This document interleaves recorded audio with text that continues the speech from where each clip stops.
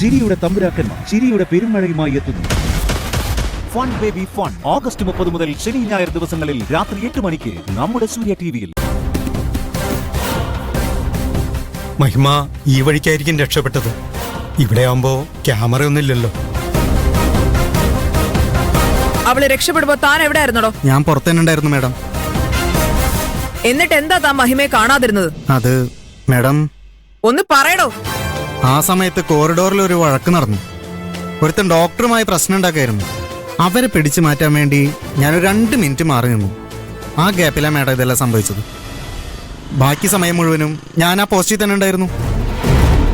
തനിക്കൊരു ഡ്യൂട്ടി തന്നിട്ടുണ്ടെങ്കിൽ തന്റെ മുമ്പിൽ എത്ര വലിയ പ്രശ്നം നടന്നാലും തന്റെ പൊസിഷൻ വിട്ടു പോരുതെന്ന് തനിക്ക് അറിഞ്ഞൂടെ? അറിയാം മാഡം.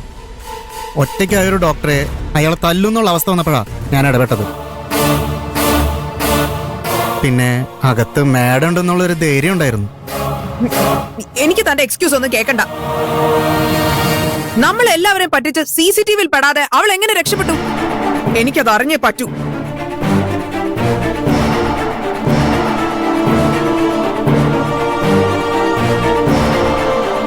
എത്തിയോ?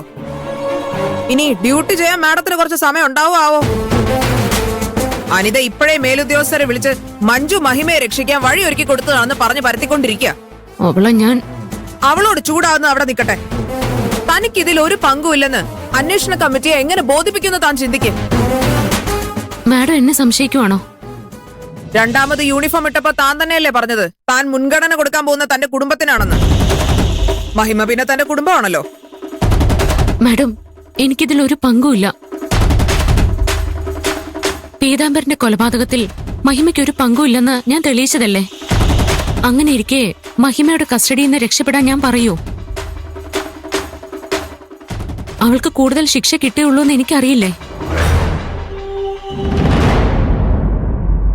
ഇത് അവൾ ഒറ്റയ്ക്കെടുത്ത തീരുമാനോ? ഇവിടെ നിന്ന് മഹിമയ്ക്ക് ഒറ്റയ്ക്ക് രക്ഷപ്പെടാൻ ബുദ്ധിമുട്ടായിരിക്കും. അവളെ ആരൊക്കെയോ സഹായിച്ചിട്ടുണ്ട്. അതാരൊക്കെയാണെന്ന് ആദ്യം മനസ്സിലാക്കണം. Yes madam.